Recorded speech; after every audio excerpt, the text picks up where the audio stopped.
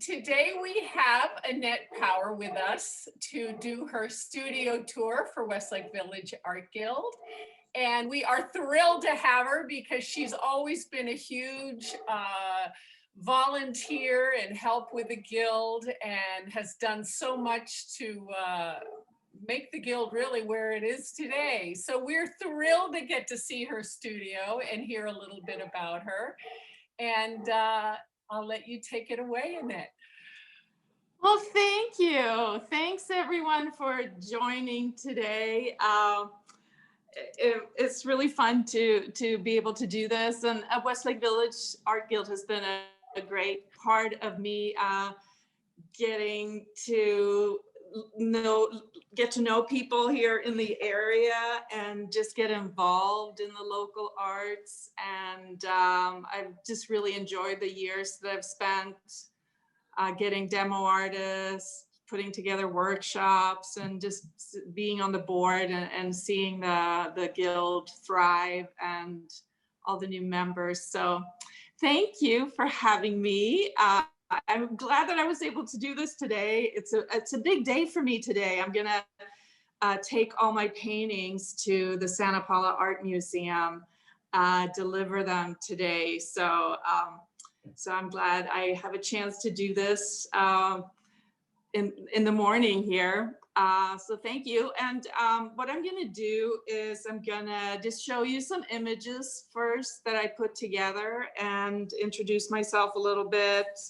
And then at the end, I can show you around my studio and show some things that I have here. Let's see, I'm gonna start by sharing my screen and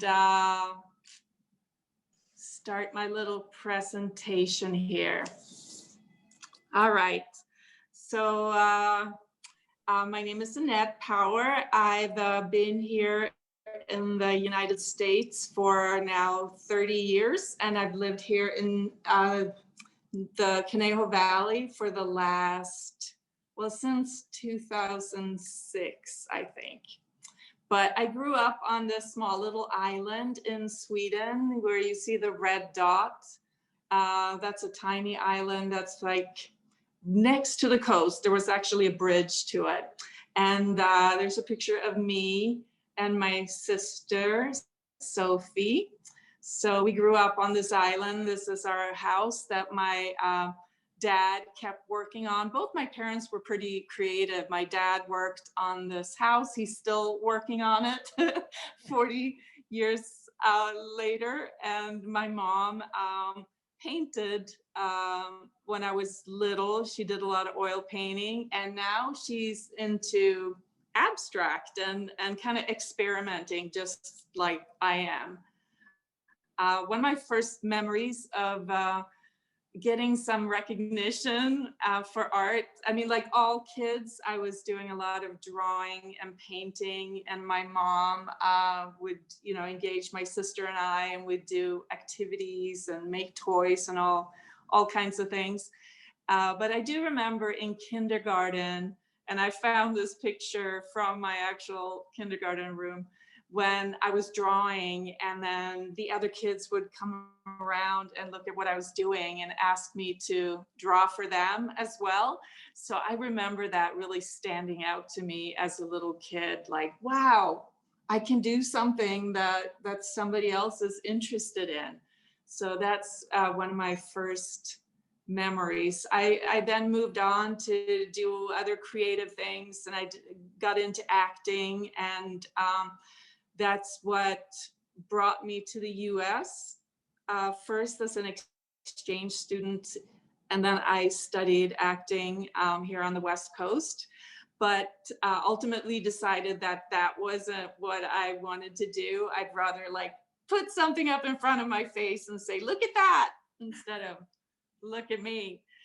So I found that the animation world where I ended up getting into that because I was a receptionist at a company, and I found that world was a lot friendlier than the acting world.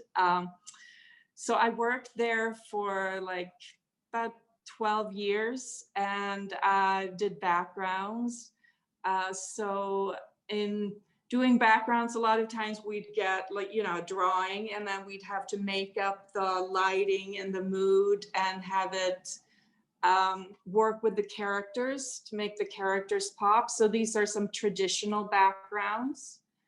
And some of the other shows that I worked on had more of a graphic, stylized look. And when I first started, I was painting in acrylics or cell vinyl and gouache. And then later on, it was pretty much all on the computer. So using Photoshop and this program called Flash for a while. So I think the thing that I really enjoyed about the animation work was colors, color combinations, and creating harmonious palettes and all of that. So it was a great kind of learning on the job thing, because I never went to art school, like a 4-year art school or college. And after we moved out here and I had a family, I started, well, I was always doing plein air painting from like in the 90s. I remember going out myself, getting up really early in the morning and setting up and painting on location. And then in the 2000s, I had a boyfriend who also painted. And so we would go out and paint a lot and travel and paint. And I really enjoyed growing up in nature. I enjoyed being outside. And like Beverly was saying, it's just so rejuvenating to be outside painting, and just helps you be in the present moment and just put everything in perspective. And I think it's also helped me figure out, after you do commercial work where you're always doing what somebody else wants you to do. And then when I started painting more for myself, I had to figure out what do I want to paint? What's important to me? So I think plein air painting helps in that, because you're inevitably drawn to something that you see around you. So I encourage anyone that goes out to paint to kind of pay attention to what you're drawn to. And since I had little kids, when I left animation, I was painting a lot of like small works, 6x6s, kind of the daily painting movement. And here's some examples of that. And some of the things that I have figured out that I really enjoy in painting is composition and placement, dramatic light, which is what I'm exploring in this exhibition at the Santa Paula Art Museum. I also really like challenging myself. So I love what Helene said about experimenting, because I think as artists, it's like an ongoing, exciting journey to learn new things, to get better at the basics and what we're doing, and then challenging myself to move beyond that and figure out how I want to interpret things as an artist. I don't want to just copy what I see at this point. I want to find a way to interpret what I see. And I also love like color combinations. And I think one of the draws for me when I started getting into painting more cars was that cars had more color than nature. And I love just using color. So that's something that's been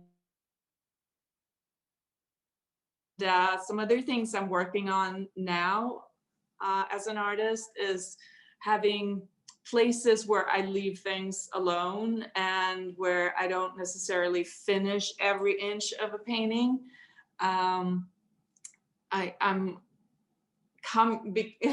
It's almost becoming like ugh to me when I finish every inch of a painting. So So I want to leave something for the viewer to fill in. And there's different ways that you can do that by, you know, destroying something or painting back into it or just leaving it alone. And then I'm also really fascinated by the mixture of realism and abstraction. I think of realism as, and this comes from like my animation background too, is creating depth. And abstraction or abstract work has more of a flat feeling to me. So I'm wanting to combine both the depth or realistic elements, like subject matters, with a sense of flatness in my work. And I'm not there yet, but that's what keeps it interesting. I've started on that journey. So in my journey of using more color versus just copying what I see, here's an example of a piece where on the left, I painted it pretty much the way it looked. And then in the right one, I wanted to use other colors, and you can kind of see on the bottom, I started it as a laying in like abstract elements, and then I painted over it. So some of those abstract elements are still in there. And here's the piece that I just wanted to show the process. This is the piece that got Best of Show in the Westlake Village Art Guild exhibit, the open jury show 2 years ago, and which was really exciting to me because it was a piece that started a period of me of experimenting after I was kind of redefining myself in my life, going through a divorce and trying to kind of figure out what my life was going to look like. I ended up also experimenting with my art, and in a way I was creating this color chaos on my canvas and then working on making sense of it and trying to bring a realistic image out of a chaos of color. So it was a way where my art actually helped me kind of process my life. So I'm continuing on that journey. So here you can see the steps of where I just had an underpainting of a lot of color, and then I added my subject matter. And the photo on the left here is the actual reference. So you can see that I didn't follow those colors at all. And I found ways to lose edges by keeping a similar color sort of covering several objects, if that makes sense. So the question was, can I use any color that I want and still make it work? And if you use the correct values, things are gonna read, even if you have some totally unrelated color. So here you can see a piece where I played with a pretty intense color scheme, but changing it into black and white, you can still see that it reads. Some of the artists I've studied with, and this is not the whole list, I've taken a lot of workshops, and you can tell that, yeah, they're pretty focused on light, color, and Peggy Kroll Roberts was really helpful in encouraging that thing of like really paying attention to what you want to paint as an artist, not just, you don't have to do what everybody else is doing. You know, if you want to paint an old truck when everybody else is painting the beach, do it. So I think it's really important for us as artists to kind of look within and see what inspires us. Here are a few other artists whose work have inspired me. On the bottom left is Sam Hyde Harris, and he had a lot of atmospheric paintings with either like a high horizon line or a really low horizon line.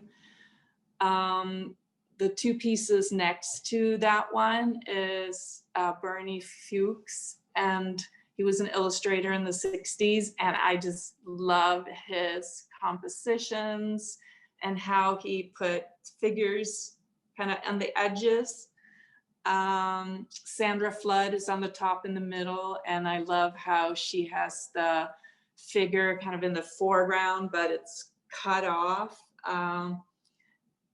And there's a little bit of a flattening in that perspective of the background that surrounds her. She kind of blends into the background because she has the same color as the background. So I love her work. The top piece on the left is Afro Basaldella. He's an artist that was also more active in the 60s. And I love this kind of abstraction where you can actually see some objects. To me, that looks like a table with some objects kind of like pasted on. And so that's been a piece that's been really helpful to me. And then top right is Patrick Lee. And he does a lot of experimenting. So if you want to see someone who's not afraid to take risks, he's on Instagram and Facebook. And I love his light and how he kind of loses, he'll have a figure or something, but then he'll lose them in sort of the busyness of an abstract pattern of shapes and color. Here's this piece. I actually was inspired by the piece on the left, and I wanted to, it's kind of, you know, the piece is like messier. There's a lot of activity going on. And then I wanted to see if I could create a lot of kind of busyness and chaos, and then pull the figures out of that, and then also have a lot of light areas. So, so I'm really inspired by artwork that I see around me. And aside from working on the solo exhibit during the pandemic and the exhibit, I found myself wanting to paint a lot of like family. I was processing things changing within my family and kind of honoring experiences with the kids, and also putting a focus on things that we have been missing, like going to the hairdresser and being out, going to the fair, as activities that we haven't been able to experience during the pandemic. So so that's some of what's in the exhibit. And also during the pandemic, because I can't just do one thing at a time, I've been taking some other workshops in abstract. I've taken 2 abstract workshops with Jenny Nelson and Judy Woods. And that's helped me by, you know, when you do abstract, you have to kind of, you don't have a subject matter to hang it all on. You have to just use color and marks and pattern and shapes and create interesting varieties. So you have big shapes and little shapes and thin and thick and all that, and interesting light and dark patterns.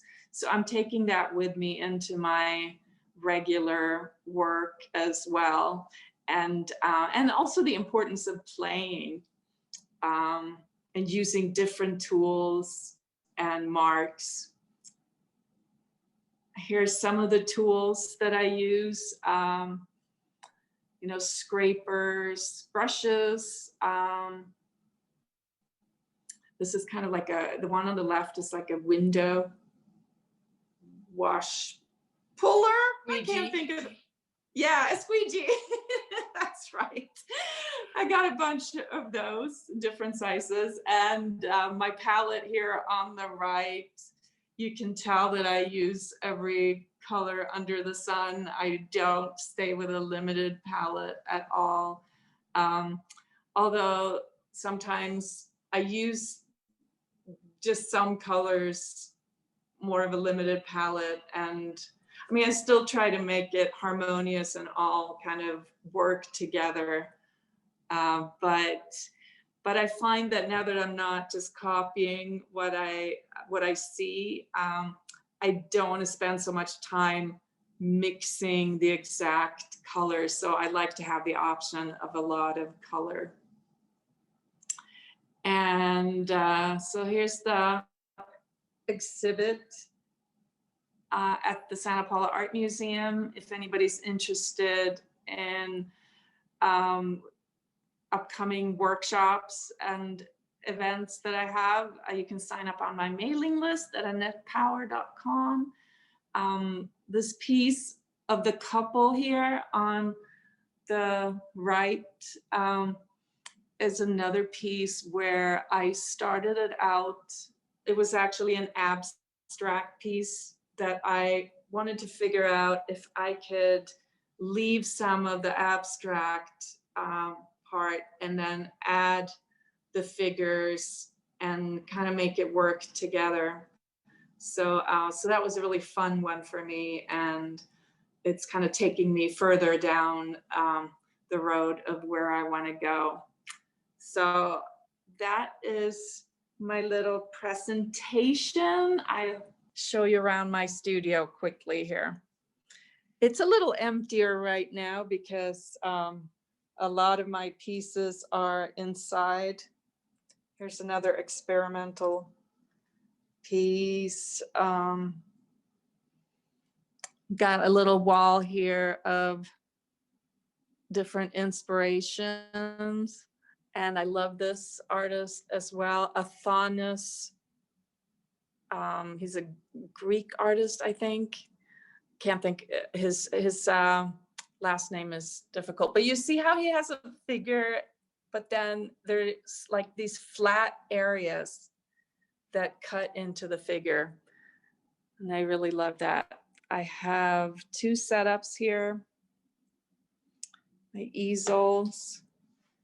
And I wanted to show you, this has been a great addition to my space. And I encourage anyone who's painting with oils. I got this, it's a greenhouse exhaust fan that actually pushes out the toxic air.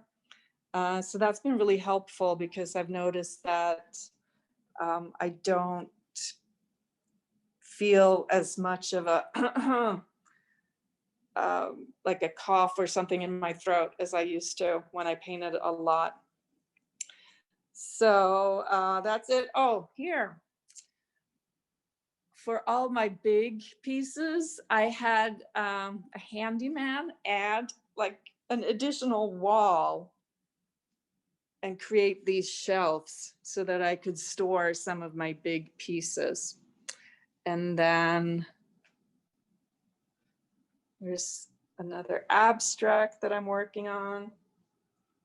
And then I set up my closet here for storage as well. Boy, Annette, do you think you have enough artwork? Yeah, I know. I might need to have a few more exhibits. I'm hoarding artwork. Wow, we need to have an Anette Power sale or something through the guild. Maybe we could. Oh yeah, right. Yeah. Yeah. Wow. I know. I used to have those open studio events. That was, yeah. Maybe someday we'll be able to get back to that. Yeah. Yeah.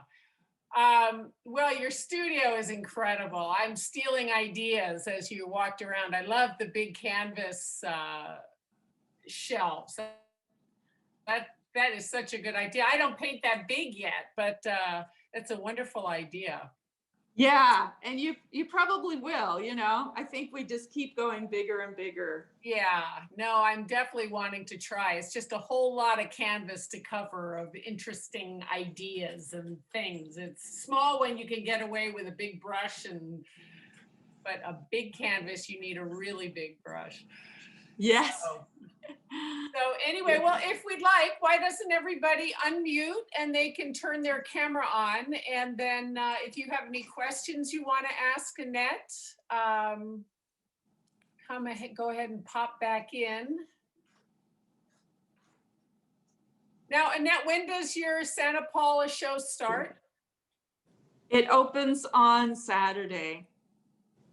Oh, this coming Saturday. Yeah, okay. This Saturday. So I'm bringing work in today, and then I'm gonna take a final look at like my small pieces and bring that set in probably Friday. Okay. And is the museum open?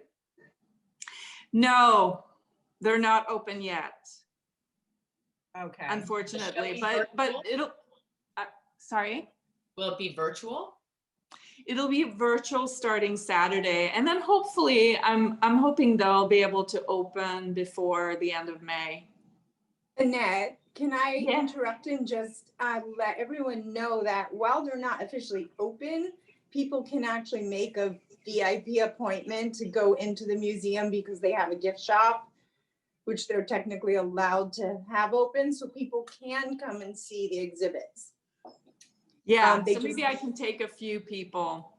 Yeah. Because they're there every day and people can call and just go in and see. Yeah, it's kind of unfortunate that museums fall under the same umbrella as all other businesses, because not a lot of people go in at a time. Right, and I think that's why they're letting one family or single people in. Yeah. Okay. With masks, of course. And how long will it be hanging there? Till the end of May. Okay. Yeah. Hopefully it'll open up by then.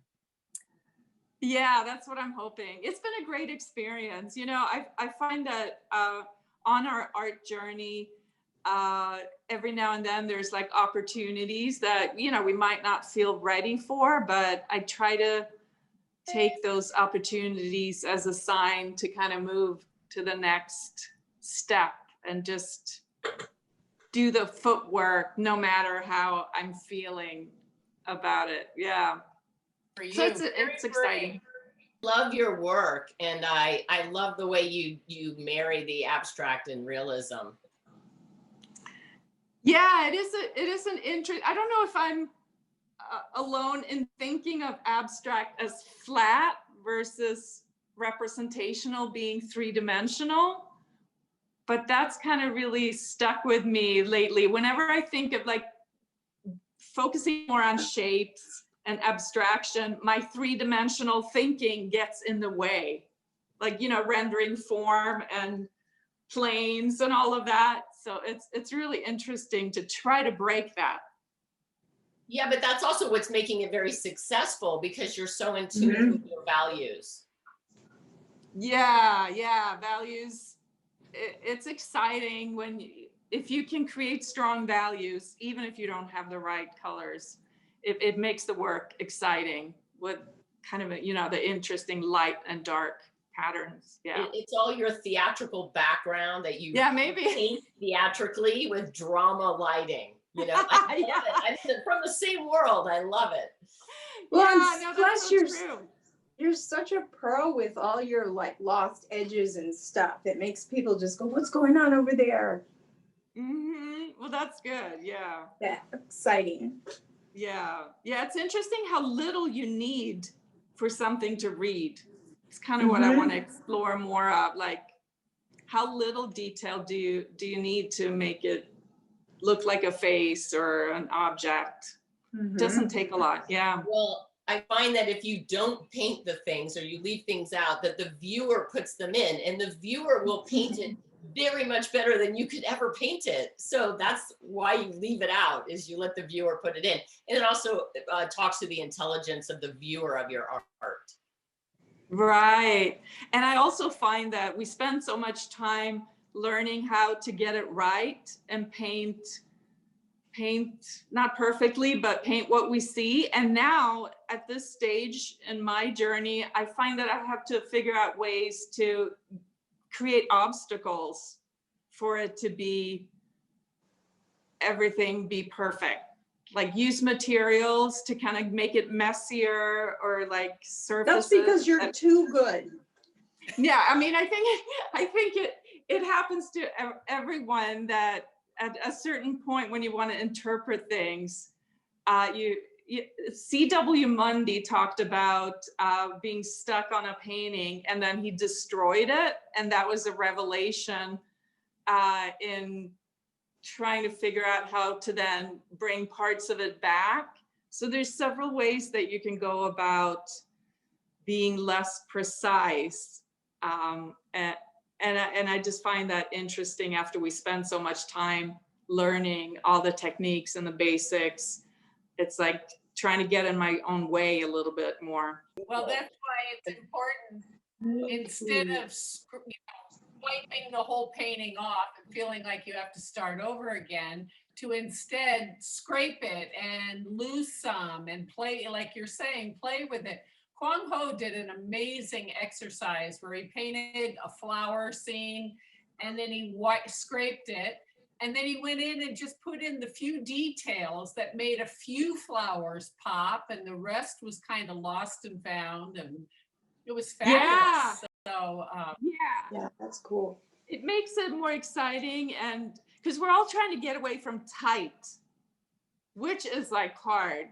It's hard for me. It's really hard. So yeah, finding ways to get in the way of that is helpful. What were you going to say, Beverly? I was going to say, your work is beautiful and you have such a unique style that I can spot your work wherever it is. Really great. Even from way back when you had that abstract, graphic feel to your work. But I do have a question. So how are you framing your paintings? Because they have a very unique feel. Yeah, so for this show, I painted a lot of the larger pieces on panels.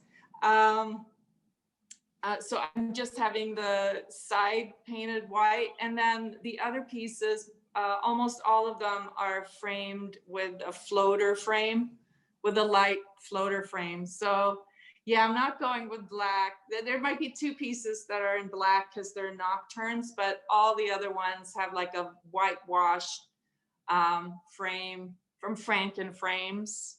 Okay. If you want, yeah. It looks similar to this.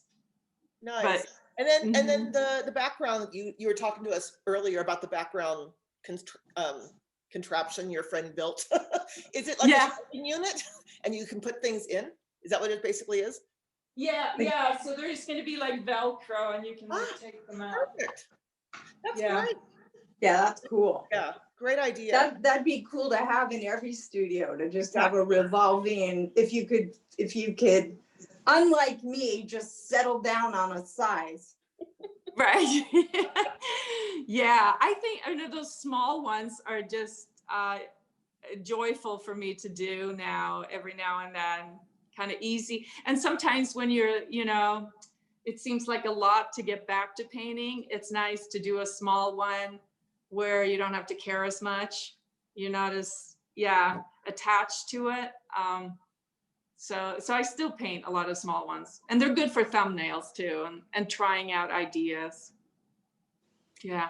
Well, thank you. Thanks for all those great questions. And it's so good to see you all. I wonder when we can get back to like regular demos and all of that. But this is a great addition to the Westlake Village Art Guild. Yeah, good job, Wendy. Yeah.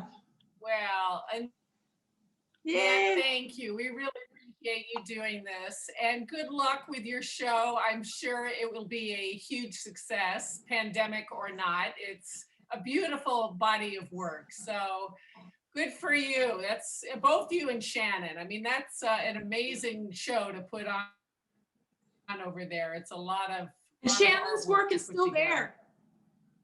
there. Yeah, mine got Which I moved upstairs and extended through June, so that was very exciting. So you can go see Well, both. you two are taking We do like to get in trouble together, for sure. Yeah, that's true. partners in crime. Well, Annette, thank you 1,000 times. We really appreciate you doing this. And you taught us all so many great concepts. I'm going to Yes, thank you. Ouija and a few of those other little items and try to grow up and paint like Annette. So Follow your own muse. yeah. Yeah, everyone has their own style. Thank you so much. Thank you. And Thank we hope to see you soon. It was really great.